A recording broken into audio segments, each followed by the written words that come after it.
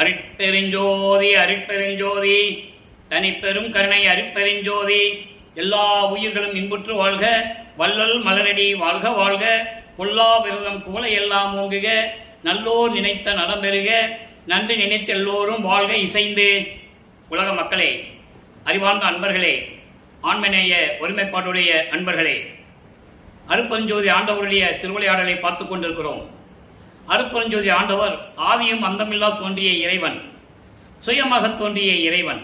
அவர் பிரபஞ்சத்தை உருவாக்கி படைக்கும் தொழில், படைத்தல், காத்தல், அழித்தல், மறைத்தல், அருளல் என்ற 5 தொழில்களையும் படைத்து அதற்கு தேவையான பதத்தலைவர்களையும் படைத்து பிரம்மன், திருமால், ருத்திரன், மகேஸ்வரன், சதாசிவம் இவர்களையும் படைத்து பிரபஞ்சத்தை இயக்க வைத்தார்கள்.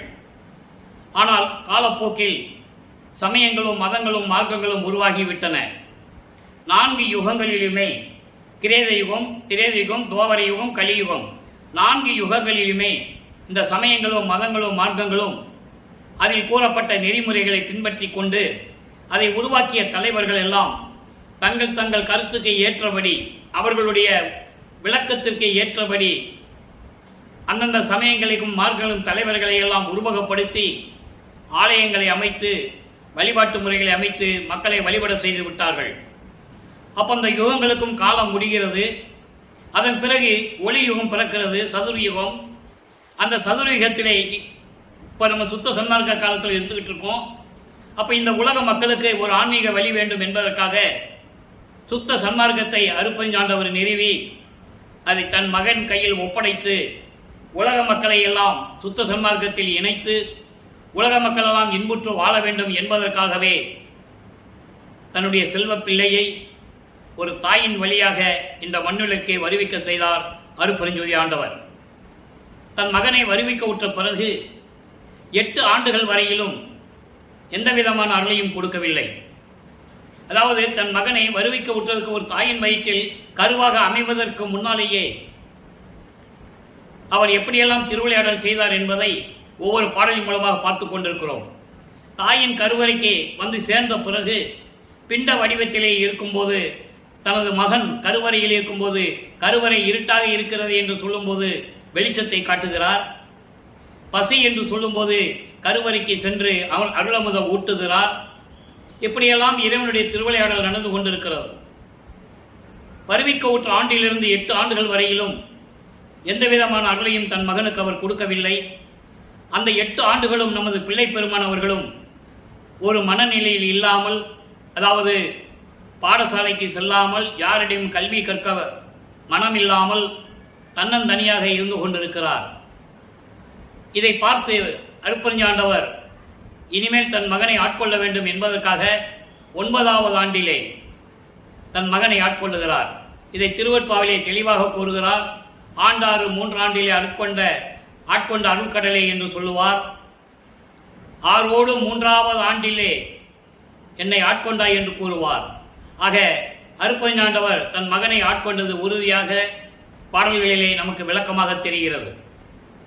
இறைவன் ஆட்கொண்ட பிறகு மகனுக்கு ஞானத்தை கொடுக்கிறார். மற்ற நிலைகளை எல்லாம் மறைப்பு நிலையை கொடுக்கிறார். இதற்கு முன்னால் பிரபஞ்சத்தில் இருக்கும்போது அவர் விண்ணுலகத்திலே நமது பிள்ளை பெருமானவர்கள் இருக்கும்போது இருந்த நிலைகளெல்லாம் அப்போ அவருக்கு தெரியாது. அதோடு மட்டுமல்ல, அருட்பெருஞ்சோதி ஆண்டவர் ஒரு இறைவன் இருக்கிறான் என்று அவருக்கு தெரியாது. சுத்த சன்மார்க்கம் இருப்பது அப்போ அவருக்கு தெரியாது. மறைப்பு நிலையில் இருந்து கொண்டிருக்கிறார். அருட்பெருஞ்சாண்டவர் தன் மகனுக்கு மறைப்பு நிலையை கொடுத்து விட்டார். காரணம், சமயங்களோ மதங்களோ மார்க்கங்களோ கூறப்பட்ட நெறிகளை பின்பற்றி கொண்டு தனது மகன் இருக்க வேண்டும். அதில் கூறப்பட்ட சங்கற்ப விகற்பங்களை இவர் பின்பற்ற வேண்டும்.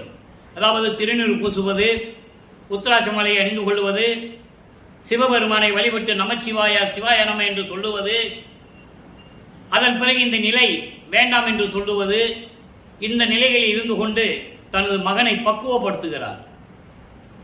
இதெல்லாம் பொய் என்று சொல்ல வேண்டும் பிற்காலத்தில். ஆக தனது மகனை அந்த சமயங்களிலும் மதங்களிலும் மார்க்கில் ஈடுபட செய்து கொண்டிருக்கிறார். இது காலத்தின் கட்டாயம். இவருக்கு இப்போ இறைவனால் வருவிக்க உற்ற மகன் என்று தெரியும். அந்த நிலையை வெளியே யார்த்தையும் சொல்லவும் முடியாது. இறைவனை வேண்டி விரைவில் வந்து எனக்கு ஆட்கொண்டு அருளை கொடுக்க வேண்டும் என்று கூறுகிறார். அப்போ 2வது எட்டில் இருந்து கொண்டிருக்கிறார் நமது பிள்ளை பெருமானவர்கள். இரண்டாவது 8 என்பது 9வது ஆண்டிலிருந்து 16 ஆண்டுகளுக்குள். அந்த 9வது ஆண்டிலிருந்து 16 ஆண்டுக்குள்கள் என்ன நடந்தது என்பதை இப்போ நம்ம பார்க்க போகிறோம். திருவருள் முறையீடிலிருந்து ஆரம்பிக்கிறோம். திருவருள் முறையீடு மொத்தம் 232 பாடல்களை கொண்டது.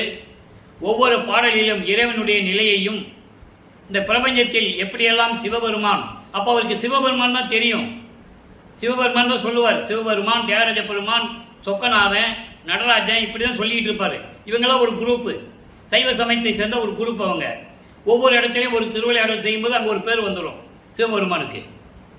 எப்படியெல்லாம் ஒவ்வொரு பாடலிலே கூறுகிறார் என்பதையும், இறைவனுடைய சிவபெருமானுடைய திருவிளையாடலையும், அதே நேரத்தில் தனக்கு ஏன் இன்னும் அருளவில்லை என்ற முறையீடும் செய்கிறார். அதான் திருவருள் முறையீடு. இன்று 164வது பாடலை பார்க்க போகிறோம். பாடலை நன்றாக கவனியுங்கள். பாடல் உங்களுக்கு புரியாவிட்டாலும் கூட இறைவன் கொடுத்த விளக்கம் மிகவும் எளிமையாக இருக்கும். வல்லப்பெருமான் கொடுத்த விளக்கம் மிகவும் எளிமையாக இருக்கும். வான் வளர்த்தாய், இந்த மண் வளர்த்தாய், எங்கும் மண்ணுயிர்கள் தான் வளர்த்தாய், நின் தகை அறியா எந்தனை அரசை ஏன் வளர்த்தாய். கேள்வி கேட்கிறாரா? இறைவனை பற்றியும் சொல்றாரு. தன்னை ஏன் வளர்த்தாய் என்று கேட்கிறார். கொடும் பாம்பையெல்லாம் தள்ளில்லை வளர்த்தாய், மான் வளர்த்தாய் கரத்தால், மான் வளர்த்தாய் கரத்தால், நினைப்போல் வளர்ப்பவர் யாரே. இதென்ன பாடல் என்றால் விளக்கம் பாருங்க. அதாவது விண்ணுலகத்தையும் மண்ணுலகத்தையும் படைத்தாய், அதிலே எல்லா இடங்களிலும் இருக்கின்ற உயிரினங்களை படைத்தாய், உன்னுடைய அருள் தன்மை அறியாத என்னை அரசே இறைவனை ஏன் படைத்தாய். நீ என்னை படைத்துவிட்டு உன்னால் வருவிக்க உற்றவன் என்ற நிலையை கொடுத்துவிட்டு மறைந்து விட்டாய். நான் என்ன செய்வேன்? யாரிடம் போய் நிற்பேன்? எனக்கு யார் துணை? என்னை ஏன் வளர்த்தாய்? பாம்புகளை எல்லாம் தள்ளிவிடாமல் கொடிய விஷமுள்ள பாம்புகளை எல்லாம் வளர்த்து கொண்டிருக்கிறாய். அவர் பாம்புகள்லாம் கழுத்தில் மாட்டிட்டு இருக்கார்ல, அதை சொல்றாரு. மான் வளர்த்தாய், மாயை என்னும் ஒரு மானை வளர்த்து கையிலே ஏந்தி கொண்டிருக்கிறாய். இப்படியெல்லாம் வளர்த்து கொண்டிருக்கின்ற நீ என்னை ஏன் வளர்த்தாய்? இந்த மண்ணுலகு ஏன் என்னை கொண்டு வந்த? அப்ப அவருக்கு தெரியாது. சுத்த சன்மார்க்கத்தை பெற்ற பிறகுதான் சொல்லுவாரு, ஆன்ற சன்மார்க்கம் அணிபெற என்னைத்தான் இன்று இனிய அமிர்தளித்த நற்றாயே, அகத்தை கருத்து புறத்தை வெளுத்திருந்த உலக அனைவரையும் சகத்தை திருத்தி சன்மார்க்கத்தை அடைவித்திட அவரும் இகத்தே பரத்தை எல்லாம் பெற்று மகிழ்ந்திடுவதற்கென்றே என்னை உகத்தே இறைவன் வருவிக்க உற்றேன், அருளை பெற்றேனே என்று சொல்லுவார். அது மெஞ்ஞானம் கிடைச்ச பிறகு. மெஞ்ஞானம் கிடைச்ச பிறகுதான் ஒரு தாயின் கருவறையில் நான் எப்படி வந்து சேர்ந்தேன், அந்த கருவறையில் இருக்கும்போது என் தந்தை அருட்பெருஞ்சாண்டவர் எப்படியெல்லாம் திருவிளையாடல் செய்தார் என்பதை கூறுகிறார். அதோடு மட்டுமல்ல, சின்ன குழந்தையாக இருக்கும்போது தில்லை தளத்திடையே திரை தூக்க தரிசித்த போது வெய்வகை மேல் காட்டாதே எந்தனக்கே வெளியாய் காட்டிய மெய்புறவா மெய்ப்பொருளே. இதார் அந்த முறையில் சொல்லுவார். சுத்த சன்மார்க்கத்தை பெற்ற பிறகு அதை சொல்றாரு. ஆக இப்போ அவருக்கு உண்மை தெரியாது, மறைப்பு நிலையில் இருக்கார். அதை நீங்க புரிஞ்சுக்கணும். அதனால இவர் நமச்சிவாயம் தான் சொல்லணும், சிவாய நமன் தான் சொல்லணும். காலத்தின் கட்டாயம். திருநூறு பூசிக்கணும், உத்தராட்ச மாலையை போட்டிருக்கணும், எல்லா சந்தர்ப்ப விகற்பங்களையும் ஈடுபடணும். அப்போ அது அவருக்கு தான் தெரியும். ஏன்னா அப்போ இருக்கிறவங்க அதான செஞ்சுட்டு இருக்காங்க காலங்காலமா. அதே நிலையில் இவர் செய்து கொண்டிருக்கிறார். இப்போ 13வது ஆண்டில் திருவொற்றியூர் செல்லுகிறார். அப்போ மனம் அவரை போக சொல்லுகிறது. மனம் போக சொல்லுகிறது என்று சொல்வதை விட அருட்பெருஞ்சாண்டவர் மனதை தூண்டி விடுகிறார். மகன் அங்கே போ சொல்லுன்னு மனசை தூண்டுறார். இவர் திருவொற்றியூர் செல்லுகிறார். தியாகராஜ பெருமானை வழிபடுகிறார். 2ஆம் திருமுறை உருவாகிறது. 2ஆம் திருமுறையில் இதுவரை 17 பதிகத்தை பார்த்திருக்கோம். ஒரு பிரயோஜனம் இல்லை. இறைவனுடைய அருளை வாங்கவே முடியல. காட்சியை கொடுக்கலையே. இப்போ எப்படி வாங்குறது? திருமுல்ல வாயிலுக்கு போறது, திருவள்ளி தாயத்துக்கு போறது, திருமுல்ல வாயில மசிலாமணின்னு மனம் உருகி பாடுறது, முறையிடுறது, ஒரு பிரயோஜனம் இல்லை. அதே மாதிரி திருவள்ளத்தை போறது, கந்த துணியை கட்டிட்டு இருக்காயே, யாரை ஏமாத்துருக்கா? கந்த துணி கட்டிட்டு இருக்க, எனக்கு ஒன்று கொடு, நானும் கட்டிட்டு நிற்போம் அப்பனும் பிள்ளையும் கந்த துணி கட்டிட்டு இருக்கான்னு உலகம் பேசட்டும். அழகா இருக்கும் இந்த பாடல்கள், ஏற்கனவே நம்ம பார்த்துட்டோம். உலகம் சொல்லட்டுமே, அப்பனும் பிள்ளையும் கந்த துணி கட்டிட்டு இருக்காங்க, நீ மட்டும் கட்டிட்டு இருக்க. எவ்வளவோ கெஞ்சி கேட்பாரு, அங்க ஒன்றும் புரோஜனம் இல்லை. இப்ப மறுபடியும் திருவொற்றியூருக்கு பதிகம் 18 உருவாகிறது. அறிவரும் பெருமை. அறிவரும் பெருமை என்ற பதிகம், அதனுடைய பொருள் என்னன்னா, இறைவனுடைய பெருமையை சொல்றது. சொல்லிட்டு எனக்கு ஏன் அருளை கொடுக்கலன்னு கேட்கிறது. 9வது பாடல் நல்ல கவனிங்க. இறைவனுடைய புகழை முதல்ல சொல்லணும், இறைவனுடைய பெருமையை சொல்லணும். நல் அமுதனையார் நின் திருவடிக்கே நண்பு வைத்து உருகும் புல் அமுதனையேன் என் செய்வேன் பிறந்தேன், என் செய்வேன் பிறந்தேன் புண்ணியம் என்பது ஒன்று அறியேன். இவர் பிறந்தேன் என்றுதான் சொல்லுவார். 6ஆம் திருமுறைக்கு வருவதாக சொல்லுவார். வருவிக்க உற்றவன் என்று சொல்லுவார். பிறந்தவன் இறக்க வேண்டும், அவதாரம் எடுக்கின்றவன் இறக்க வேண்டும். திருமால் 10 அவதாரம் எடுத்தானா ஒரு அவதாரத்தில் பிறக்கணும்.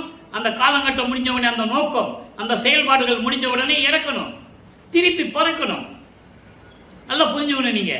அதான் சொல்லுவாரு, செத்து செத்து பிறக்கும் இத்தேவர்கள் என் முன் வழியிலன்னு சொல்லுவார். அற்புதமான பாடல்கள்லாம் திருவருட்பால இருக்கு. எனக்கு இவங்கெல்லாம் சமமானவங்களே கிடையாதுன்னு சொல்லுவார். அன்பர்களே, இங்கே பேசக்கூடிய கருத்துக்கள், பொருள்கள், விளக்குகள் எல்லாமே திருவருட்பாவில் இருக்கின்றவை. இதில் ஒரு வார்த்தை, ஒரு பொருள் கூட இன்னும் சொந்த கருத்து கிடையாது. இறைவன் கொடுத்த விளக்கம் தான் பேசிக்கிட்டு இருக்கும். அப்ப சொல்றாரு பாருங்க, பிறந்தேன் புண்ணியம் ஒன்று அறியேன். இங்க பிறந்தேன்னு சொல்லுவாரு, அங்க ஆனந்த முறைக்கு வரும்போது வருவிக்க விட்டேன்னு சொல்லுவாரு. அப்ப அந்த வித்தியாசத்துக்கு உங்களுக்கு தெரியணும். அதனாலதான் இந்த விளக்கம் கொடுக்கிறேன். சொல்லமுது அணைய தோகை ஒரு பாகம் துண்ணிய தோன்றலே கனியாக கல் அமுதாக்கும் கடன் உனக்கு அன்றோ கடையனேன் கலருவது என்னே, கடையேன் கலருவது என்னே. இது பாடல். அன்பர்களே, ஏற்கனவே நான் கூறியது போல இறைவன் திருவிழா சொல்றதுக்கு இதெல்லாம் எதுக்குன்னு நீங்க நினைக்கலாம், நினைப்பீங்க. பேசாம கதை மாதிரி சொல்லிட்டு போக வேண்டியதானே, ஏன் பாடலை சொல்லி பொருளை சொல்லி அப்படி நீங்க நினைக்கிறீங்க. அப்படி அல்ல. ஏன்னா ஒவ்வொரு பாடலில் தான் ஒரு நிலை தெரியும் நமக்கு. வல்லற்பெருமானுடைய நிலையை உலக மக்களுக்கு தெரியப்படுத்த வேண்டும். அதற்காக தான் திருவருட்பாவை நமக்கு அருளியது. அதான் திருவருட்பாவின் கான்செப்ட். இப்போ இந்த பாடலுடைய பொருள் பாருங்க. நல் அமுதையனார், நல்ல அமுது போன்ற இறைவன் நின் திருவடிக்கே நண்பு வைத்து உருக நின்றனாரால் புல் அமுதையேன் என் செய்வேன். அதாவது உன் திருவடிக்கு அன்பு வைத்து இறங்காமல் நினைக்கின்றவர்கள் எல்லாம் புல் அமுதனை ஏன். புல் அமுது என்பது ஒரு கீழ்நிலையில் இருப்பது. நான் அந்த நிலையில் இருந்து கொண்டிருக்கிறேன், என்ன செய்வேன்? உன் திருவடிக்கு நான் அன்பு வைத்ததில்லை, அந்த நிலை கீழ்நிலையில் இருந்து கொண்டிருக்கிறேன், என் செய்வேன்? பிறந்தேன் பிறந்தேன். ஆனால் ஏன் பிறந்தேன்? புண்ணியம் என்பது ஒன்று அறியேன். என்ன புண்ணியம் செய்யறது, நல்லது கெட்டதெல்லாம் எனக்கு தெரியலையே, நான் என்ன செய்வேன்? சொல் அமுதனிய தோகை ஒரு பாகம் துண்ணிய தோன்றலே. அதாவது இனிய மொழியில் பேசக்கூடிய உமையாலை ஒரு பக்கம் கொண்ட இறைவனை, அதான் தோகை என்று சொல்லுகிறார். தோகை என்றால் பெண். உமையாலை ஒரு பக்கம் வைத்துக் கொண்டிருக்கின்ற இறைவனே, அதாவது இரக்கமில்லாத மனதை கூட உருக வைத்து கனியாக்கக்கூடிய கல் அமுதமாக்கும் கடன் உனக்கன்றோ. அந்த கடமை உனக்கு தானே இருக்கு. என்னை பற்றி நீ என்ன நினைத்துக் கொண்டிருக்கிறாய்? என் அளவில் உன் மனம் இறங்கவில்லையே. மற்றவர்களெல்லாம் நீ அருள் செய்து கொண்டிருக்கிறாய், எனக்கு மட்டும் நீ ஏன் அருள் செய்யவில்லை? கடையனேன் கலருவது என்னே. நான் என்ன சொல்லுவதற்கு இருக்குது? கலருவது என்பது சொல்லுவதற்கு என்னை. நான் சொல்லுவதற்கு என்ன இருக்கிறது? எனக்கு ஒண்ணுமே தெரியல. இப்படியெல்லாம் ஒரு நிலையை வல்லப்பெருமானவர்கள் அனுபவித்துக் கொண்டிருக்கிறார்கள். அதாவது 16 ஆண்டுகள் வரையிலும் அவர் எந்த விதமான அருளை இறைவனிடந்து பெறவில்லை. இதை ஒவ்வொரு பாடலின் மூலமாக பார்த்து கொண்டிருக்கிறோம். 1ஆம் திருமுறையில் அவருடைய நிலை எப்படி இருக்கு? இரண்டாம் திருமுறைக்கு வரும்போது, அதாவது 16 ஆண்டுகளுக்குள் என்ன நடந்தது என்பதை ஒவ்வொரு பதியத்திலிருந்தும் ஒவ்வொரு பாடலிலிருந்து பார்த்துட்டு இருக்கோம். ஆக இதுவரைக்கும் 16 ஆண்டுகள் வரைக்கும் எந்த விதமான அருளை இறைவனிடமிருந்து அவர் பெறவில்லை. திருவொற்றியூருக்கு போறது, திருமுள்ளுவாயிலுக்கு போறது, திருவள்ளித்தாயத்துக்கு போறது, இப்படியே அவர் நிலை நீடித்து கொண்டிருக்கிறது. அப்போ அவர் எங்க போனாலும் நடந்து தான் போகணும். நினைத்த இடத்தில் இருக்க முடியாது, பறந்து செல்ல முடியாது. அந்த சக்தியை அப்புறம் தான் பெறுகிறார். அதை இன்னைக்கு நம்ம பார்க்க போறோம். ஆக 16 ஆண்டுகள் வரைக்கும் எந்த விதமான நிலையும் அவருக்கு கிடைக்கவில்லை. இப்போ வல்லப்பமானவர்கள் 3வது எட்டில் அடியெடுத்து வைக்கிறார். 3/24, அதாவது 17வது ஆண்டிலிருந்து 24 ஆண்டுகளுக்குள் என்ன நடந்தது. 3ஆம் திருமுறை உருவாகிறது. 3ஆம் திருமுறையில மொத்தம் 19 பதியங்கள் இருக்கின்றன. இன்னைக்கு 14வது பதியத்தை பார்க்க போறோம். இதுவரைக்கும் பார்த்த பதியங்களினுடைய விளக்கங்களுடைய ஒரு சுருக்கம். ஏன்னா இன்னைக்கு புதுசா பதிவு பார்க்கிறவங்களுக்கு அது விளங்கணும் இல்லை. அதாவது 16 ஆண்டுகள் வரைக்கும் இறைவனுடைய அருளை பெற முடியாத நமது பிள்ளை பெருமானவர்கள் 17வது ஆண்டிலிருந்து திருவொற்றியூரிலே என்ன நடக்குது என்பதால் என்னவென்றால், இறைவனை போற்றி புகழ்ந்து பாடுவது, இறைவன் எப்படி பவனி வருவார், தேரில் வர்ற பவனி எப்போ வரும்னு காத்துக்கிட்டு இருக்கிறது, ஒரு புரோஜனம் இல்லை. அதுக்கப்புறம் நாரையையும் கிளிகளையும் தூது அனுப்புவார். தன் மனம் குமுறலை எல்லாம் கிட்ட சொல்லி போய் இறைவன்கிட்ட சொல்லு அப்படி சொல்லி தூது அனுப்புகிற அந்த பதிகத்தில் நம்ம பார்த்துட்டோம். அதன் பிறகு காட்சி கொடுப்பது, மறைந்து விடுவது. அதன் பிறகு இவர் என்ன பண்ணுவார், குறி கேட்க ஒரு குறைத்தி பெண்ணிடம் போய் குறி கேட்பார். தன்னுடைய மனக்குமுறலை ஒரு குறைத்தி பெண்ணிடம் சொல்லி குறி கேட்பது போல் அந்த பாடல்களை நாம் கருளி இருக்கிறார்கள். அதையும் பார்த்தோம். ஒரு புரோஜனம் இல்லை. இப்போ 14வது பதியத்தை பார்க்குறோம். திருக்கோல சிறப்பு. திருக்கோல சிறப்பு என்ற பதியத்திலே 10 பாடல்கள். இன்னைக்கு 6வது பாடலை பார்க்குறோம். ஏற்கனவே 5 பாடல்களுடைய விளக்கத்தை நம்ம பார்த்துட்டோம். திருக்கோல சிறப்பு என்பது இறைவனுடைய பவனி வருவதை பார்த்துட்டு அந்த சிறப்பை சொல்லுவது. திருக்கோல சிறப்பு, பவனி வருவதை அவர் பார்க்கிறார். இப்போ அந்த சிறப்பை சொல்லுகிறார். சொல் உள் நிறைந்த பொருளானார். சொல் உள் நிறைந்த பொருளானார், துய்யர் உள்ளத்தே துண்ணி நின்றார். மல்லல் வயல் சூழ் திருவொற்றி வாணர் பவனி வர கண்டேன். இப்பதான் பார்க்கிறார். பவனி வர கண்டேன். கல்லும் மரமும் ஆனந்த கண்ணீர் கொண்டு கண்டது எனில், எல்லையிலா அவர் அழகை என்னவென்று உரைப்பது ஏந்தில்லையே. பாடல். சொல் உள் நிறைந்த பொருளானார், அதாவது உள்ளத்தில் இருக்கின்ற சொல்லுக்கு பொருளாக விளங்கக்கூடியவர், விளக்கம் தரக்கூடியவர், விளக்கமாக விளங்கிக் கொண்டிருப்பவர், கேள்விகளுக்கு பதில் சொல்லக்கூடியவர். அதான் சுருக்கமான பதில். நீங்க உள்ளத்துல என்ன கேள்வி கேட்கிறீங்களோ இறைவனிடம் அதற்கு பதில் சொல்லுவார். ஆக சொல், உங்கள் உள்ளத்தில் இருக்கின்ற சொல்லுக்கு விளக்கமானவர், பொருளானவர். துய்யர் உள்ளத்தே துண்ணி நின்றார். தூய்மையான உள்ளம் உடையவர்களுடைய உள்ளத்தில் நிலையாக நின்று கொண்டிருப்பவர். மல்லல் வயல் சூழ் திருவொற்றிவானார். அழகான நீர்நிலைகள் நிறைந்த, வயல்கள் சூழ்ந்த, பூஞ்சோலைகள் நிறைந்த திருவொற்றியூரிலே இருக்கின்ற இறைவன் பவனி வர கண்டேன். அப்போ அவர் பவனி வரும்போது கல்லும் மரமும் கூட ஆனந்த கண்ணீர் வடிக்குதான் அவருடைய பவனியை பார்த்து. எப்படிப்பட்ட அழகாம்! அப்படி கல்லும் மரமும் அவருடைய பேரழகை கண்டு கண்ணீர் விட்டதென்றால் நான் சொல்லவா வேண்டும்? எல்லையில்லா அவர் அழகை நான் என்னவென்று சொல்லுவது, எப்படி சொல்லுவது தெரியவில்லையே என்று கூறுகிறார். ஆக 24 ஆண்டுகள் வரைக்கும் நமது பிள்ளை பெருமானவர்கள் இறைவனிடமிருந்து எந்த அருளை பெறவில்லை. போறது, திருவொற்றியூர் தெருவில் போறது, கோயிலுக்கு போறது, திருமுல்லை வாயிலுக்கு போறது, திருவள்ளித்தாயத்துக்கு போறது, இறைவனை பற்றி பாடுறது, வேண்டுறது, இப்படியே நிலைகள் தொடர்ந்து கொண்டிருக்கிறது. இப்போ இதனால் உலக மக்களுக்கு அவர் சொல்லக்கூடிய மைய கருத்து என்னவென்றால், உலக மக்களே, நான் இறைவனால் வருவிக்க உற்று பல துன்பங்களையும் மன துயரங்களையும் அடைந்து கொண்டிருந்தேன். 24 ஆண்டுகள் வரைக்கும் நான் இறைவனிடமிருந்து எந்த அருளையும் பெற முடியவில்லை. இறைவன் திருவிளையாடல் செய்து கொண்டிருக்கிறார். 9வது ஆண்டிலே ஆட்கொண்டுட்டு நீ என் மகன் என்று கூறிவிட்டு மறைந்து விட்டார். அதன் பிறகு எனக்கு காட்சி கொடுக்கவில்லை, என்னென்று கூட என்னை கேட்கவில்லை, நான் இந்த மாதிரி துயர நிலையில் இருந்து கொண்டிருக்கிறேன் என்று சொல்லி உலக மக்களுக்கு தெரிவிக்கிறார். இப்போ இந்த நிலைகள் எல்லாம் மாறுது. இப்போ 24 ஆண்டுகள் முடிஞ்சிடுச்சு. அருப்பஞ்சாண்டவருடைய திருவிளையாடல் 51 வருஷம். 1823ஆம் ஆண்டு தொடங்கி 30/1/1874 இரவு 12 மணி வரைக்கும் நடக்குது. 51 வருஷத்துல 24 ஆண்டுகள் போயிடுச்சு, வீணா போச்சு. 24 ஆண்டுகள் வீணா போச்சு. அப்போ மிச்சம் இருக்கிறது 27 ஆண்டுகள். இப்போ 4வது எட்டில் உள்ள வரார் வெள்ளப்பமானவர்கள். அதாவது 25வது ஆண்டிலிருந்து 32 ஆண்டுகளுக்குள் என்ன நடந்தது? இங்கதான் திருப்பங்கள் உருவாகுது, மாற்றங்கள் உருவாகுது.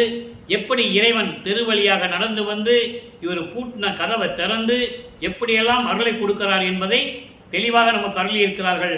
அருள்பிரகாச மாலை என்ற பதிகத்திலே மொத்தம் 100 பாடல்கள். இன்னைக்கு 84வது பாடலை பார்க்க போறோம். இது வரைக்கும் 83 பாடலை பார்த்தாச்சு. இன்னைக்கு 84 பாடல் பார்க்கிறோம். இப்போ இந்த பதிகம் உருவாகுவதற்கு முன்னால் 27வது ஆண்டில் தனக்கோடி அம்மையாருக்கு மாங்கல்யம் பூட்டி அந்த அம்மாவுக்கு தாலி கட்டி மோட்ச வீட்டை காட்டி விமோசனம் கொடுக்கிறார். அதன் பிறகு அந்த திருமணத்திலே பிரம்மன் திருமால் ருத்திரெல்லாம் வாழ்த்த காத்திருக்கிறார்கள். தன் தந்தையும் தாயும் வரவில்லை என்று ஏங்குகிறார். அருப்பஞ்சாண்டவர், தந்தையாகிய அருப்பஞ்சாண்டவர், தாயாகிய சிவகாமி வள்ளி இன்னும் வரலையே என்று ஏங்குகிறார். அப்போ அவர் எப்படியெல்லாம் மனதில் துயரப்பட்டார் என்பதை பாடலிலே கூறியிருக்கிறார்கள். அது 95வது பாடலில் நம்ம பார்க்க போறோம். இருந்தாலும் 27வது ஆண்டு நடந்த திருவிளையாடலை சொல்லும் போது அந்த விளக்கத்தை சொல்ல வேண்டி இருக்கிறது. அதை நீங்க புரிஞ்சுக்கணும். இப்போ எல்லாம் முடிச்சாச்சு. இவருக்கு மனக்கவலை. இத்தனை ஆண்டுகள் ஆகியும் கல்யாணத்துக்கு கூட வரலையே. ஒரு பாடல்ல சொல்லுவார், நீ கல்யாணம், அதாவது சுந்தரனுக்கு மட்டும் கல்யாணத்துக்கு வந்து கல்யாணத்தை நடத்தி வச்ச, நீ இந்த மாதிரி கல்யாணத்துக்கு வரேன் என்கிட்ட சொல்லியிருந்தாங்க, எத்தனை கல்யாணம் வேணாலும் பண்ணியிருப்பேன் அப்படின்லாம் ரொம்ப அழகா பாடல்ல சொல்லுவார். ஆக கல்யாணத்துக்கு கூட வராத அப்பன் எதுக்கு இனிமேல் நம்ம போய் கோயில் எல்லாம் போயிட்டு சுற்றி அலைஞ்சுக்கிட்டு நடந்து போயிட்டு எதுக்கு சிரமப்படணும், இனிமேல் எங்கேயும் போகக்கூடாதுன்னு சொல்லி சென்னையிலே இருந்த வீட்டிலேயே கதவை பூட்டி தாப்பா போட்டுடுறாரு. ஏன்னா சும்மா பூட்டோம்னா அவர் வந்து கதவை தட்டினோம்னா மனம் போய் மனம் மாறி நம்ம போய் கதவை திறக்க வேண்டியிருக்கோம். தாப்பா போட்டுருவோம், அப்புறம் வந்து பார்க்கலாம்னு சொல்லிட்டு தாப்பா போட்டுருவார். இது அருப்பஞ்சாண்டவருக்கு தெரிஞ்சிருச்சு. இப்போதான் அவருக்கு அருப்பஞ்சாண்டவர் இருக்கு தெரியும். இனிமேல் சிவபெருமானே நடராஜன் சொக்கனா அதெல்லாம் சொல்ல மாட்டார். சுத்த சன்மார்க்கம் இருக்கிறது தெரியும். இனிமேல் அவர் சுத்த சன்மார்க்கத்தை வாங்க போகணும்.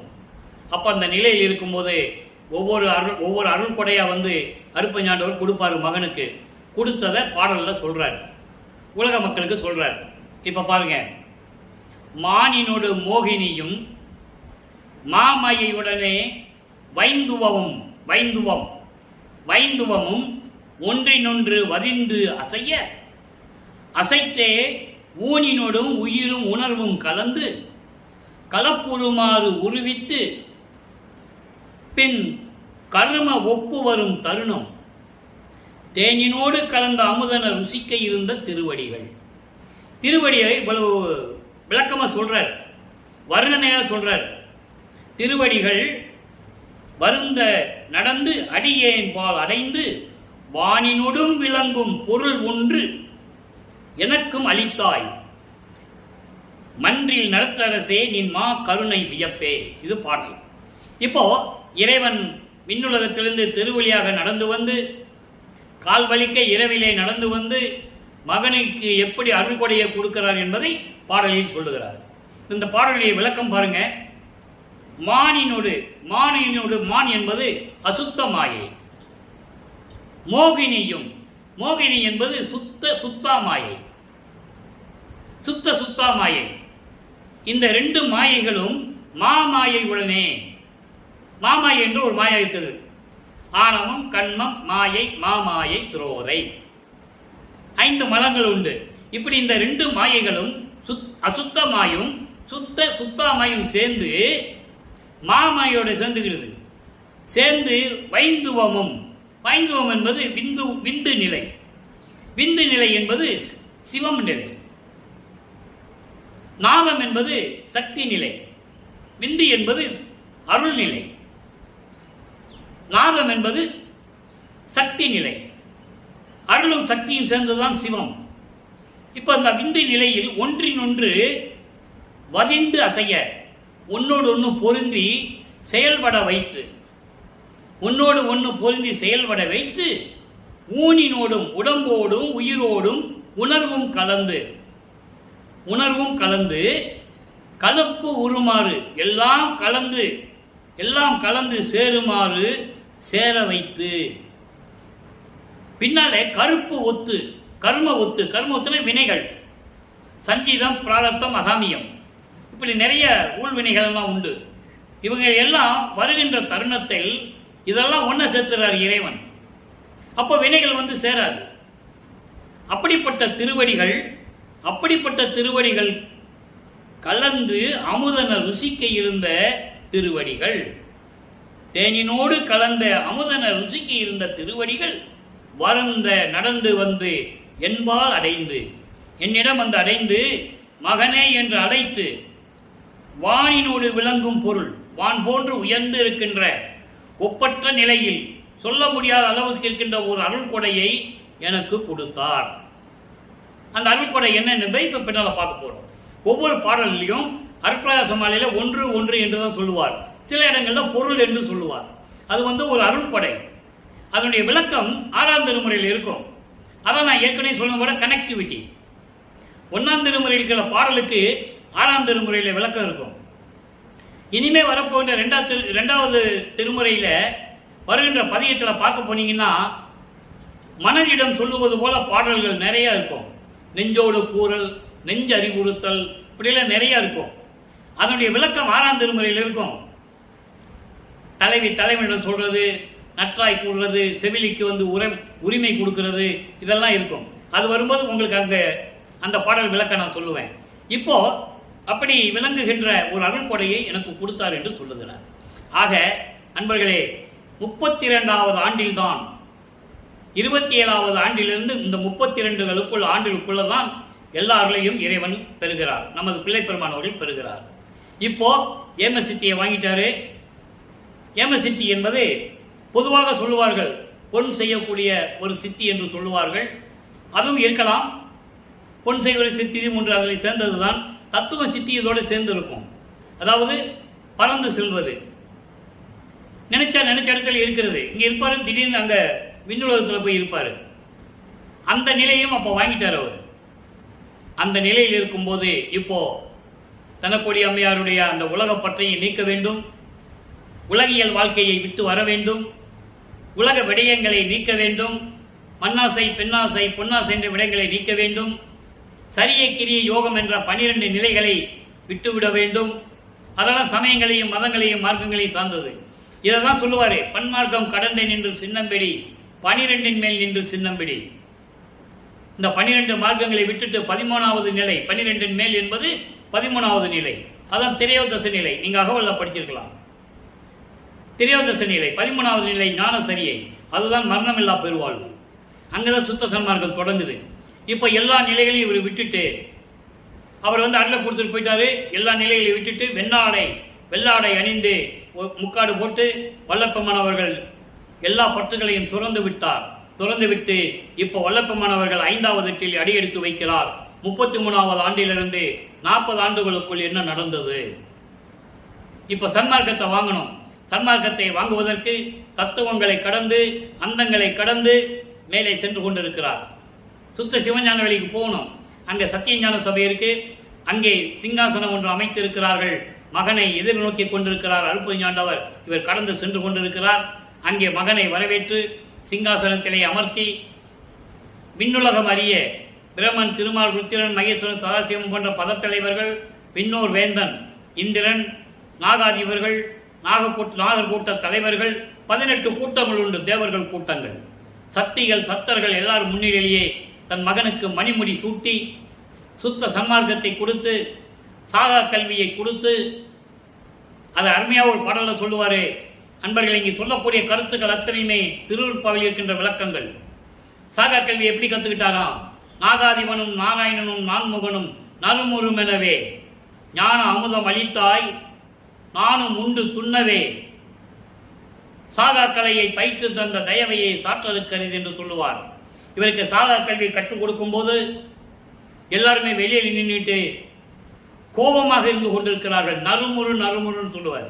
பல்ல கடிச்சுக்கிட்டு கோபத்தை கொப்பளிச்சுக்கிட்டு அப்படி இருக்கிறாங்களாம். அதை தான் மெய்யருள் வியப்பிலே ஒரு பாடலிலே சொல்லுவார்.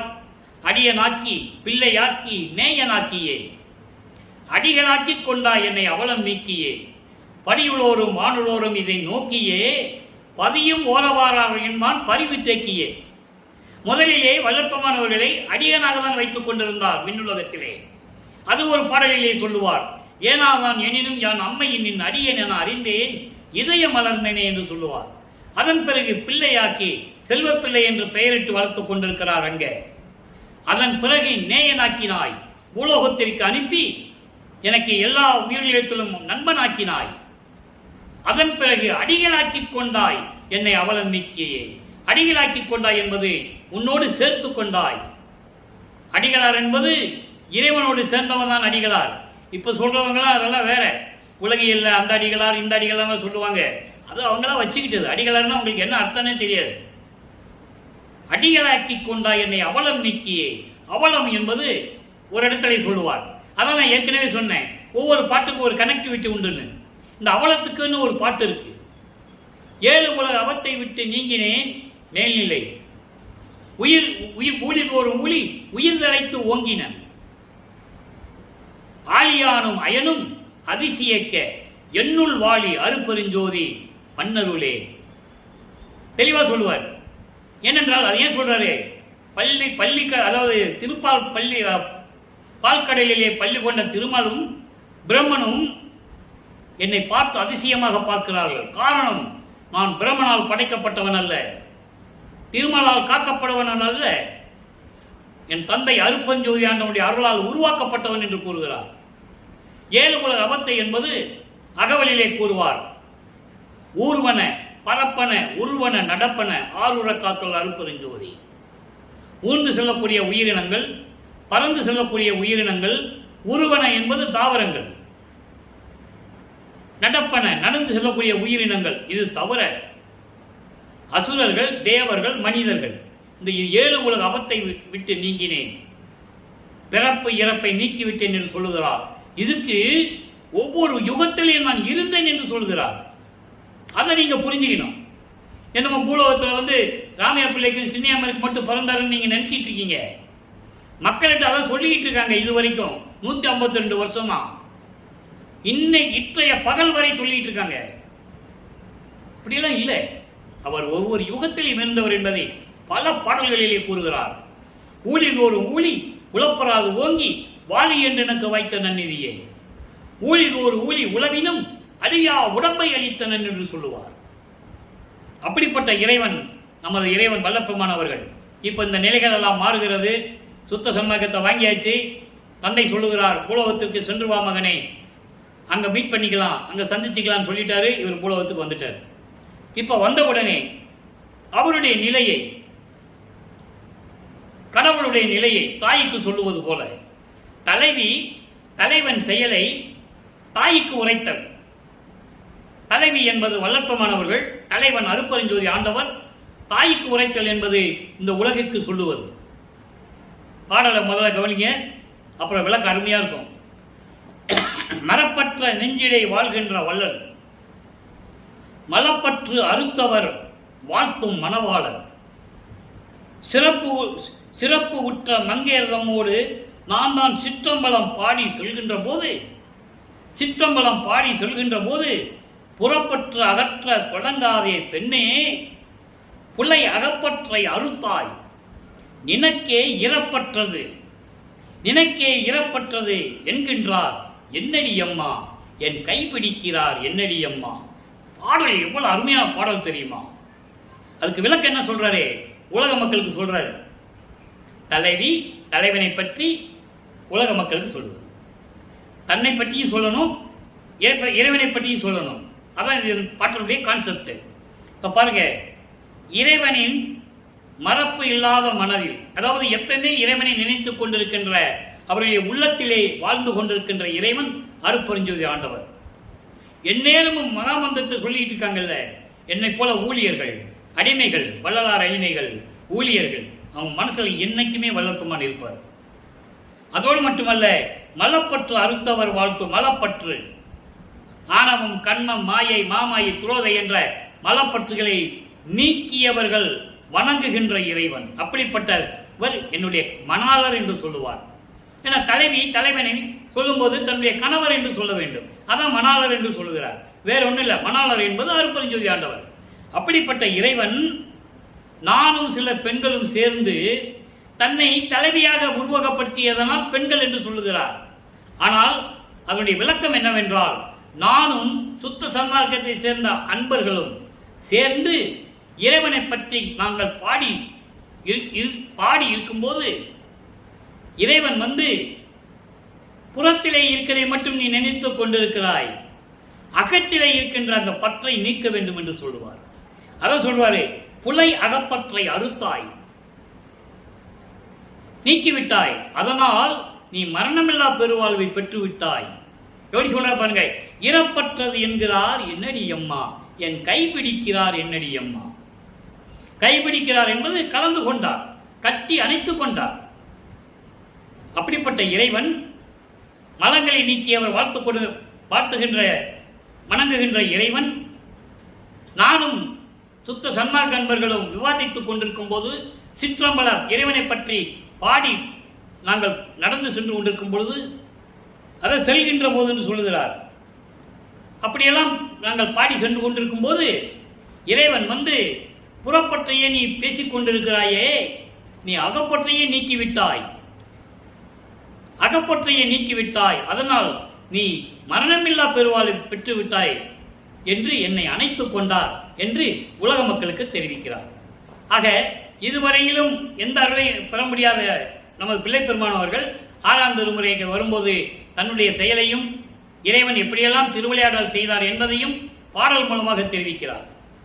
இவர்கள் சுத்த சன்மார்க்கம் பேசிட்டு இருந்த போது இறைவன் வருகிறார், அகப்பற்றை நீக்கிவிட்டாய் என் மகனே, கவலைப்படாதே, அதனால்தான் நீ மரணமில்லா பெருவாழ்வை பெற்றுக்கொண்டாய் என்று என்னை அணைத்துக் கொண்டார் என்று சொல்லுகிறார். ஆக இவருடைய நிலையையும் இறைவன் எப்படியெல்லாம் திருவிளையாடல் செய்தார் என்பதையும் கூறுகிறார். அடுத்து 79வது பதிகம், நற்றாய் செவிலிக்கு கூறுதல். இப்போ தாய்கிட்ட ஒரு சொல்லியாச்சு, உலக மக்கள்கிட்ட சொல்லியாச்சுல்ல, நல்லா புரிஞ்சுக்கணும். அப்போ உலக மக்கள் புரிஞ்சுக்கிட்டது என்ன, உலக மக்கள் எப்படி புரிஞ்சுக்கிட்டாங்க, அதுக்கு ஒரு பதிகம். அதான் நற்றாய் செவிலிக்கு கூறல். அது 5வது பாடல் பாருங்க. திருமணி பொதுவில் ஒரு பெரும்பதி என் சிந்தையில் கலந்தனன் என்றால். தாய் மகளை பத்தி வளர்ப்பு தாய்கிட்ட சொல்றது, பெருமையில் சிறந்தேன் என் பெருந்தவத்தை பேசுதல் அரிது அறி என்றால், இருமையும் என் போல் ஒருமையில் பெற்றார் யாண்டு உள்ளார் என்றால், மறுமலர் முகத்தை இளநகை துளும்ப வயங்கினாள் நான் பெற்ற மகளே. இந்த பாடலுடைய விளக்கம் என்னன்னா, நல்லா கவனிங்க. இப்படி இருந்தால் இப்படியெல்லாம் வருணனை செய்து இந்த பாடலை அருளியிருப்பார்கள் என்பதை நீங்கள் புரிந்து கொள்ள வேண்டும்.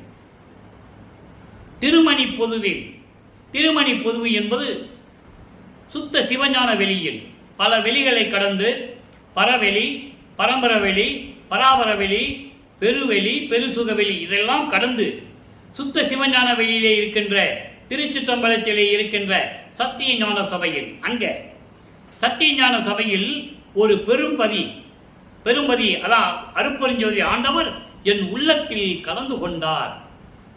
அவர் அடைந்ததை சொல்லுகிறார், அதே நேரத்தில் இறைவனுடைய பெருமையையும் சொல்லுகிறார், இறைவனுடைய திருவிளையாடலையும் சொல்லுகிறார். மூன்றும் ஒரே நேரத்தில் நடக்கிறது. அதோடு மட்டுமல்ல, பெருமையில் சிறந்தேன் சொல்லிட்டாரா, பெருமையில் சிறந்தேன், என் பெரும் தாகத்தை பெருந்தவத்தை பேசுதல் அரிது. நான் செய்த தவம் பற்றி பேசுவது மிகவும் அரிது, அவ்வளவு தவம் செய்திருக்கிறேன். இங்கே தவம் என்பது சுத்த சன்மார்க்க தவம் என்பது எந்த நேரமும் இறைவனை பற்றி மனதிலே சிந்தனை செய்து கொண்டிருப்பது, மகாமந்திரம் சொல்லிக் கொண்டிருப்பது, தன்னுடைய சிறுமையையும் இறைவனுடைய பெருமையையும் சொல்லிக் கொண்டிருப்பது. அதான் சுத்த சன்மார்க்க தவம். சமயங்களிலும் மதங்களிலும் மார்க்கங்களில் இருக்கின்ற தவம் அது வேறு. கண்ணை மூடிக்கிட்டு சமணங்களை போட்டு கண்ணை மூடிட்டு இருக்கிறது, மலைக்கடியில் போகிறதுக்கு, குகைக்குள்ளே போகிறது, புத்து மண் உடம்பு வளர்கிற மாதிரி தவம் இருக்கிறது, அதெல்லாம் அங்கே. இங்கே அது கிடையாது. அப்படி அதெல்லாம் சொல்லுவதற்கு அரிதுன்னு சொல்லிட்டு, இருமையும் என்போல் ஒருமையில் பெற்றார் யாண்டு உள்ளார். இருமையும் இகம் பரம். இகம் பரம் என்பது பூலோகத்தில் இருக்கின்ற இன்பங்கள், விண்ணுலகத்தில் இருக்கின்ற இன்பங்கள் எல்லாவற்றையும் ஒருமையில் பெற்றேன். பேரின்ப நிலையில், ஒத்த நிலையில், ஒரே நிலையில், ஒட்டுமொத்தமாக ஒரே நிலையில், ஒரே சமயத்தில் நான் பெற்றேன். என்னை போல் யார் இருக்கிறார்கள் என்று கூறுகிறார்.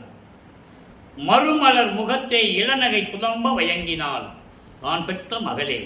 இதுக்கு என்னன்னா, அப்போ அவர் சொல்லும்போது அவர் முகம் மலர் போன்று மலர்ந்து இருக்கிறது, இளநகை புழும்ப நான் விளங்கி கொண்டிருக்கிறேன். அப்படி என்றால் உள்ள மகிழ்ச்சியோடு நான் பேரின்பமாக இருந்து கொண்டிருக்கிறேன் என்று சொல்லுகிறார். இப்போ எல்லாம் முடிஞ்சிச்சு. இப்போ அருட்பெருஞ்சோதி அடைவு. அதில் இன்னைக்கு 7வது பாடல், 82வது பதிகம். நல்லா கவனிங்க. மறப்பேன் அல்லேன் உன்னை, ஓர் கணமேனும் மறக்கில் அன்றே இறப்பேன். இது சத்தியம் சத்தியம் சத்தியம் இசைத்தேன். பிறப்பே தவிர்த்து என்னை ஆட்கொண்டு அமுதம் பெரிது அளித்த சிறப்பே, அருட்பெருஞ்சோதி மன்றோங்கும் செழும் சுடரே. இதில் நல்லா கவனிக்கணும். நீங்க நான் ஏற்கனவே கூறியது போல ஒவ்வொரு பாடலை சொல்லி ஏன் திருவிளையாடல் சொல்றோம் அப்படின்னா, ஒவ்வொரு பாடலையும் அந்த திருவிளையாடல் இருக்கு.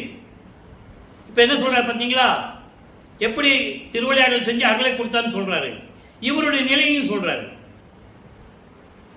மறப்பேன் அல்லேன் உன்னை, நான் உன்னை மறக்க மாட்டேன். ஒருவேளை ஒரு நிமிடமாவது உன்னை நான் மறத்து விட்டால் இந்த உயிர் என் உடம்பில் இருக்காது. இது சத்தியம் சத்தியம் சொன்னேன். பிறப்பை தவிர்த்து என்னை ஆட்கொண்டு மரணமில்லா பெருவாழ்வை கொடுத்து என்றும் பெற்றேன் இரவாமை. வேதம் தவிர்த்தே இறைவன் என்னை உற்றை கலந்தான், நானும் அவனை உற்றை கலந்தேன், ஒன்றானோம் என்று சொல்லுவார்.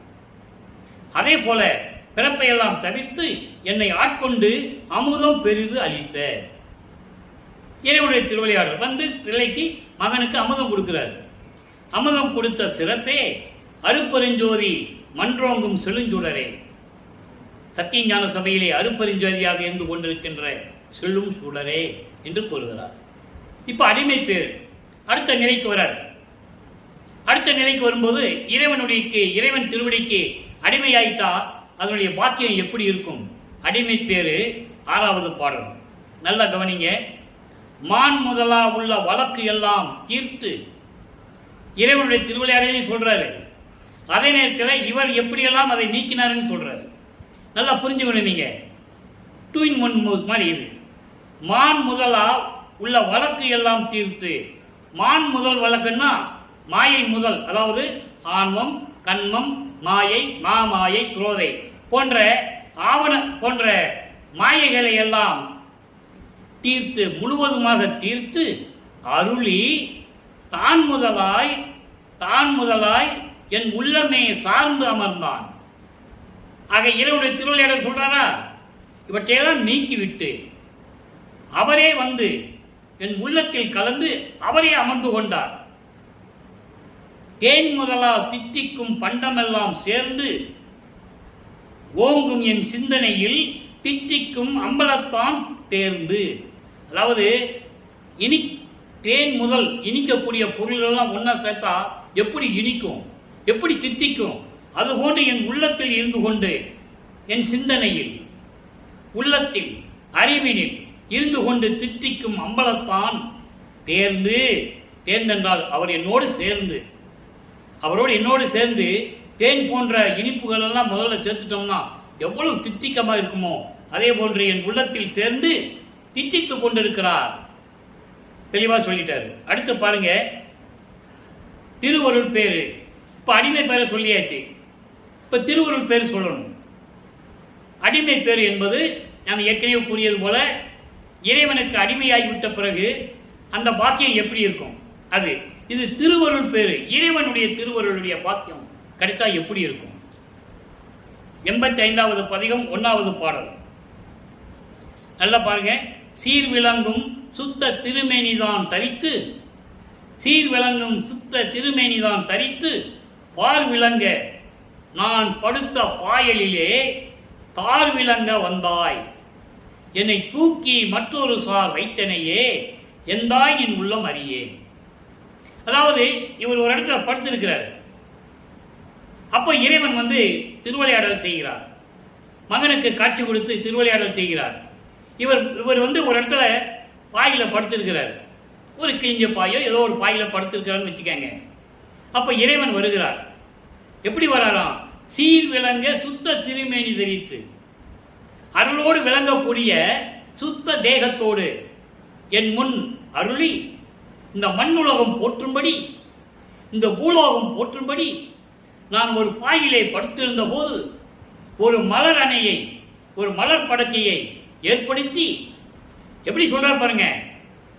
இறைவன் வராரு, பையன் ஒரு பாயில படுத்திருக்கிறாரு, மகன் படுத்திருக்கிறாரு. அப்ப எப்படி வராரு என்றால், அருளோடு விளங்கக்கூடிய சுத்த தேகத்தோட என் முன் எழுந்தருளி, நான் படுத்திருந்த பாயிலிருந்து என்னை தூக்கி, அவர் அருளோடு உருவாக்கிய மலர் படுக்கை, அந்த மலர் படுக்கையிலே என்னை தூக்கி ஒரு இடத்தில் வைத்தாய், மற்றொரு சால் வைத்தனையே. ஒரு இடத்துல மலர் படுக்கையை ஏற்படுத்தி பாயில படுத்திருந்த மகனை தூக்கி மலர் படுக்கையில படுக்க வைக்கிறார். மண்ணுலகம் பூலோகம் எல்லாம் போற்றும்படி. எவ்வளவு அருமையா சொல்றாரு பாருங்க. யார் சொன்னது மக்கள்கிட்ட? இந்த ஆதங்கம் இருந்து கொண்டே இருக்கிறது இந்த வள்ளலார் ஊழியனுக்கு. 152 ஆண்டுகள் ஆகிறது வல்லப்பெருமான் அவர்கள் அருட்பெருஞ்சோதி ஆண்டவராகி. அவர் ஏற்கனவே இறைவனாக இருந்தவர். அருட்பெருஞ்சாண்டுடைய ஒரு பகுதி, அவர் ஒரு கூறு என்று சொல்லலாம். கூறு என்றால் ஒரு பகுதி. அதனால்தான் அருட்பெருஞ்சாண்டவர் தான் பிரிந்த சக்தியோடு மீண்டும் இணைகிறார். மகனாக வரவழைத்து, அதாவது வருவிக்க செய்து, 51 ஆண்டுகள் திருவிளையாடல் செய்து, இறுதியாக மகனுடன் 2.5 கலந்து இறைவனாகிறார்கள். அது நடந்தது சித்திவளாகத்தில் மேட்டுக்குப்பம். அது நம்ம விளக்கத்தை இன்னும் கொஞ்ச நாள் கழித்து பார்க்க போகிறோம். இப்போ 40 ஆண்டுகளுக்குள் என்ன நடந்ததுன்னு நம்ம பார்த்துக்கிட்டு இருக்கோம். இப்போ இந்த நிலையில் இருக்கும்போது சொல்லிட்டாரா திருவருள் பேர் எப்படி இருந்ததுன்னு. எங்கள் அப்பா வந்தார், திருவிளையாடல் செஞ்சார், என்னை தூக்கி பாயில் படுத்திருந்தேன். அப்புறம் இவர் ஒரு மலரால் அலங்கரிக்கப்பட்ட, பூக்களால் அலங்கரிக்கப்பட்ட ஒரு இருக்கையை, ஒரு படுக்கையை வச்சு என்னை தூக்கி அதில் கொண்டு வச்சுட்டார், படுக்க வச்சார். போயிட்டாரா? இப்போ இதுக்கெல்லாம் நான் என்ன கைமாறு செய்ய போறேன்னு உலக மக்களுக்கு சொல்லணும், இறைவன்கிட்ட சொல்லணும், அதை உலக மக்களுக்கு தெரிவிக்கணும். இப்படியெல்லாம் செய்கிறார்கள, நான் என்ன கைமாறு செய்ய போறேன்? தந்தை மகனுக்கு செஞ்சாச்சு, மகன் தந்தைக்கு என்ன செய்யணும், நான் எப்படி என்ன செய்ய போறேன்னு கேட்கிறார். கைமாறின்மை 1வது பாடல் பதிகம் 87. நல்லா கவனிங்க. கடையனேன் புரிந்த குற்றமெல்லாம் கருதாது என்னுள் கலந்து கொண்டு தடையே முழுதும் தவிர்த்து, தடையே முழுதும் தவிர்த்து, அன்றலை தவிர்த்து அருளி தனித்த ஞான அமுதளித்தாய். என்ன சொல்றார் பாருங்க.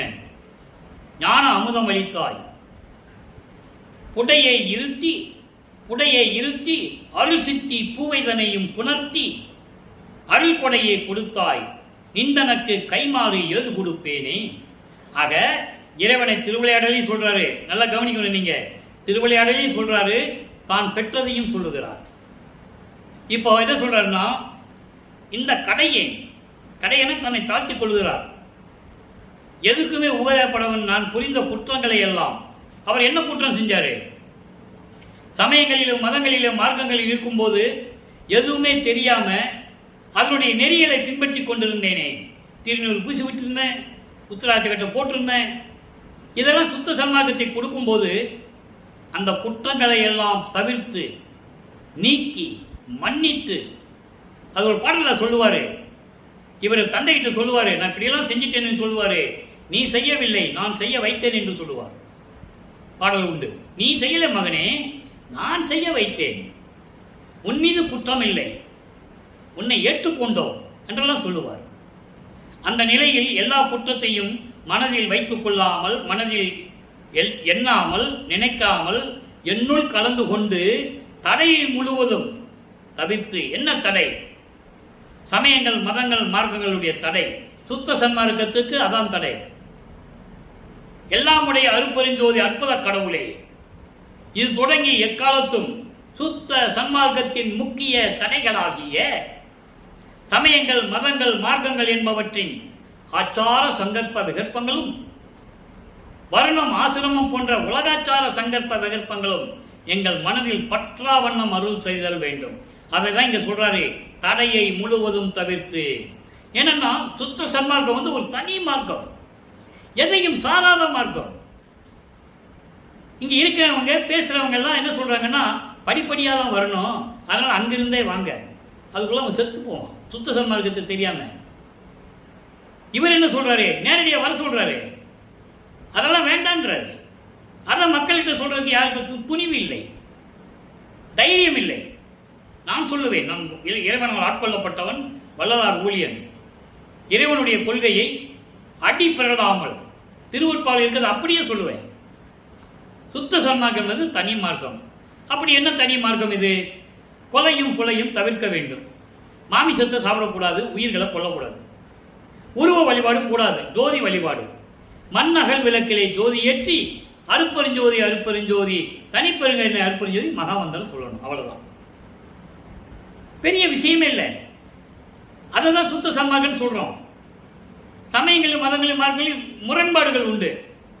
இப்போ சிவன் கோயிலுக்கு போனீங்கன்னா எல்லா சிவன் கோயிலும் ஒரே மாதிரி வழிபாடு கிடையாது, எல்லா இடத்துலையும் ஒரே மாதிரி பழக்க வழக்கங்கள்லாம் கிடையாது. அதே மாதிரி வைஷ்ணவ சமயத்தை சேர்ந்த திருமால் கோயிலில் எங்கே போனாலும் சரி வித்தியாசம் இருக்கும்.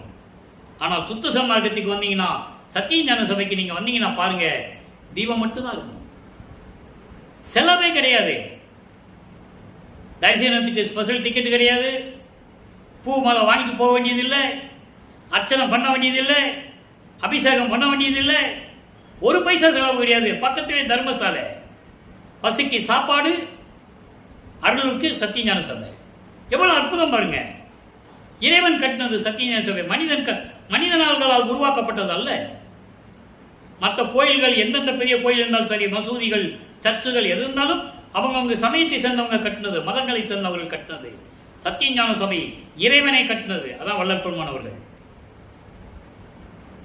ஆக இப்படிப்பட்ட நிலையில் இருக்கும்போது சொல்றாரு பாருங்க, எல்லா அந்த தடைகளை நீக்கி, அதுக்கு தான் இவ்வளவு விளக்கம் கொடுக்க வேண்டியிருக்கு. தடைகளை எல்லாம் நீக்கி அருளி தனித்த ஞான அமுதம் அளித்து, யாரும் பெற முடியாத சுத்த சன்மார்க்கம் என்ற ஞானம் அமுதம் அளித்து, மெஞ்ஞானம் அமுதம் அளித்து. எவ்வளவு சொல்றா பாருங்க, யார் ஞான அமுதம் உட்கொண்டதே இல்லை வல்லப்பெருமானை தவிர. ஞான அமுதம் அளித்து பக்கத்திலேயே வைத்துக் கொண்டு புடையே இருத்தி, அருகிலேயே பக்கத்திலேயே வைத்துக் கொண்டு அருள் சித்தி பூவையும் எனக்கு அளித்து, எல்லா அருள்களையும் சித்திகளையும் அளிக்கக்கூடிய எல்லா அருளையும் எனக்கு கொடுத்து, அருள் கொடையே கொடுத்தாயே, நிந்தனக்கு கைமாறு ஏது கொடுப்பேனே என்று சொல்லுகிறார். உனக்கு நான் என்ன கைமாறு செய்ய போறேன்னு சொல்றார். அடுத்து பாருங்க, உற்றது உரைத்தல். சரி, கைமாறு என்ன செய்வார்னு சொல்லிட்டாரா? அடுத்து கனெக்டிவிட்டி பாடல் 90வது பதியத்தில், 87வது பதியத்தில் கைமாறு, அதுக்கு பதில் 90வது பதியத்தில் உற்றது உரைத்தல். 1வது பாடல், துணினால் அனைத்தும் தொலைத்து விட்டேன். என்னென்ன உற்றது உரைத்தல், என்னென்ன வாங்கினார் இறைவனிலிருந்து? துணினால் அனைத்தும் தொலைத்து விட்டேன். இனிமே எனக்கு எந்த நாளும் துன்ப நாள் கிடையாது, பேரின்பமாக இருந்து கொண்டிருக்கிறேன். தூக்கம் தவிர்த்தேன். அருமையா சொல்லுவார். அதை இறைவனுக்கு தூக்கம் இருக்கக்கூடாது, பசி இருக்கக்கூடாது, அவன் தான் இறைவனாக முடியும். 16வது நிலையை, கடவுள் நிலையை அறிந்து அம்மையமாக முடியும். அதான் இங்க சொல்றாரு, தூக்கம் தவிர்த்தேன், சுகம் பழிக்கும் கனினால் இதுவே என்று அறிந்தேன். பேரின்பத்தை தரக்கூடிய இன்பமான நாள் இது என்று நான் அறிந்து கொண்டேன், இந்நாள் என்று அறிந்து கொண்டேன். எப்போ இறைவன் வந்து அருட்பெருஞ்சோதியை கொடுக்கிற நாள் இந்நாள் என்று நான் அறிந்து கொண்டேன். கருத்து மலர்ந்தேன், உள்ளம் மலர்ந்தேன், இதயம் மலர்ந்தேன், களிப்புற்றேன், பேரின்பமாக இருந்து கொண்டிருக்கிறேன். தனி நாயகனே, ஒப்பற்ற தலைவனே, சுத்த சன்மார்க்க தலைவனே, யாரிடம் ஒப்பிட முடியாத தலைவனே, ஆதியும் அந்தமில்லா தோன்றிய இறைவனே, அதான் தனி நாயகன் என்று சொல்லுகிறார். கனகசபை தலைவா, கனகசபை என்பது பொற்சபை, பொற்சபையினுடைய தலைவா, ஞான சபாபதியே, இனி நான் இறையும் கலக்கமுறே, நீ சிறிதளவு கூட நான் கலங்க மாட்டேன், இழைக்க மாட்டேன், எனக்கு அருளே. நான் இனிமேல் எந்த அளவு கூட சிறிதளவு கூட கலக்கம் அடைய மாட்டேன், சோர்ந்து போக மாட்டேன் என்று சொல்லுகிறார். இப்போ இதெல்லாம் முடிந்து கடைசியாக ஒரே ஒரு விளக்கம், 110வது பதிகம் தனித்திருளங்கள். அன்பர்களை, இதுவரைக்கும் நாம் பார்த்த திருவிளையாடலுடைய இன்ற பதிவினுடைய ஒரு சுருக்கம், இறைவனால் வருவிக்க உற்று 8 ஆண்டுகள் வரையிலும் அருளை பெற முடியாத இறைவன் நமது பிள்ளை பெருமான் அவர்கள் 9வது ஆண்டிலே இறைவனால் ஆட்கொள்ளப்பட்டு ஞானத்தை பெற்றுக்கொண்டு எப்படியெல்லாம் சமயங்களிலும் மதங்களிலும் மார்க்கங்களில் இருந்து கொண்டு 24 ஆண்டுகள் வரைக்கும் இறைவனிலிருந்து அருளை பெற முடியாமல் எப்படியெல்லாம் துன்பப்படுகிறார் என்பதையும், எப்படியெல்லாம் மனம் சோர்ந்து இருந்தார் என்பதையும் பார்த்து விட்டோம். அதன் பிறகு 32வது ஆண்டில் இறைவன் வந்து அதாவது தெருவழியாக நடந்து வந்து கதவை திறந்து எப்படியெல்லாம் அருளை கொடுத்தார், பொருள் ஒன்று கொடுத்தாருன்னு சொன்னோம்ல, அதுக்கான விளக்கங்கள் இதுவரைக்கும் நம்ம பார்த்துட்டோம். என்ன அருள்கொடைன்னு பார்த்துட்டோம். எப்படியெல்லாம் அருளை பெற்றார், எப்படியெல்லாம் இறைவன் வந்து இந்த சமயங்களையும் மதங்களையும் மார்க்கங்களின் தடைகளை எல்லாம் நீக்கினார், எல்லாம் நம்ம பார்த்துட்டோம். இப்போ தனித்திராங்கள்ல ஒரு பாடல், 53வது பாடல் அற்புதமா இருக்கும். அருள் பெரும் கடலே, என்னை ஆண்ட சத்குருவே, ஞான பொருள் பெரும் சபையில் ஆடும் பூரண வாழ்வே. இறைவனை பற்றி சொல்றார். மாயேன் மருள் பெருமாயை முற்றும் மடிந்தன, வினைகளோட இருள் பெரும் தடையை நீக்கி இரவியும் எழுந்தது அன்றே. அதாவது நான் சமயங்களிலும் மதங்களிலும் மார்க்கங்களில் இருக்கும்போது இருள் சூழ்ந்து அறியாமையில் இருந்து கொண்டிருந்தேன், அதனுடைய சங்கற்ப விகற்பங்களில் ஈடுபட்டுக் கொண்டிருந்தேன், அதையெல்லாம் நீக்கிவிட்டேன். முற்றிலும் மாயைகள் முற்றிலும் அழிந்து விட்டது. எப்படிப்பட்ட இறைவனால்? அருள் கடலே, என்னை ஆண்ட சத்குருவே, ஞான பொருள் பெரும் சபையில் ஆடும் பூரண வாழ்வே. அங்கே சத்தியஞான சபையிலே பரிபூரணமாக இருந்து கொண்டு திருவிளையாடல் செய்து கொண்டிருக்கின்ற இறைவனை, இனிமேல் மருள் பெருமாயை முற்றும் அடிந்தன, என்னிடம் இருந்த மாயைகள் மயக்கங்கள் எல்லாம் முற்றிலும் அழிந்து விட்டது, இறந்து விட்டது, மடிந்து விட்டன, அழிந்து விட்டது. வினைகளோடே சஞ்சீதம் பிராரத்தம் அராமியம் என்ற ஊழ் வினைகளோடே அறியாமையும் நீங்கிவிட்டது. எதனால்? அருப்பெருஞ்சோதி உதயமானதனால். ரவியும் எழுந்ததே. ரவி என்பது வெளிச்சம். பொதுவாக ரவி என்பது சூரியன் என்று சொல்லுவார்கள். சூரியனுக்கு ஒளி கொடுக்கிறதே அருப்பெருஞ்சோதி தான். சூரியனுக்கும் சந்திரனுக்கும் நட்சத்திரங்களுக்கு ஒளி கொடுப்பது யார்? அருப்பெருஞ்சோதி. அதான் ரவியும் எழுந்தது அன்றே. இதெல்லாம் எனக்கு எப்படி கிடைத்ததென்றால், அருப்பெருஞ்சோதியின் கையில் கிடைத்ததனால் இந்த அறியாமை நீங்கியது, மாயைகள் நீங்கியது, வினைகள் நீங்கியது, எல்லாம் சொல்லிட்டார். ஆக இன்றைய பதிவில் நாம் தெளிவாக பார்த்து விட்டோம்.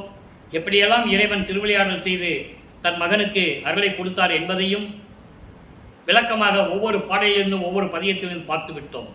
எனவே அன்பர்களே, நீங்களும் சுத்த சன்மார்க்கத்தில் இணைந்து சமயங்களிலும் மதங்களிலும் மார்களில் கூறப்பட்ட நெறிமுறைகளை எல்லாம் விட்டுவிட்டு சுத்த சன்மார்க்கத்தில் இணைந்து கொலையும் தவிர்த்து, அதாவது மாமிசம் சாப்பிடுவது, உயிர்களை கொலை செய்வது, இந்த நிலைகளை எல்லாம் விட்டுவிட்டு அருப்பெருஞ்சோதி மகாமந்திரம் கூறி இறைவனை வணங்கி இறைவனுடைய அருளையும் செல்வங்களையெல்லாம் பெற்று இந்த வையகத்தில் நீங்கள் வாழ்வாங்க வாழ வேண்டும் என்று வாழ்த்தி இந்த வள்ளலார் ஊழியன் விடைபெறுகிறேன். மீண்டும் நாளை சந்திப்போம். நன்றி, வணக்கம். அருட்பெருஞ்சோதி அருட்பெருஞ்சோதி, தனிப்பெரும் கருணை அருட்பெருஞ்சோதி. நாளையும் இறைவனுடைய திருவிளையாடல் தொடரும். கண்டு மகிழ்ந்து அருட்பெருஞ்சோதி ஆண்டவுடைய அருளையும் வல்லற்பெருமானுடைய அருளையும் பெற்றுக்கொண்டு நீங்கள் சீரோடு இருக்கலாம் என்று கூறி விடைபெறுகிறேன்.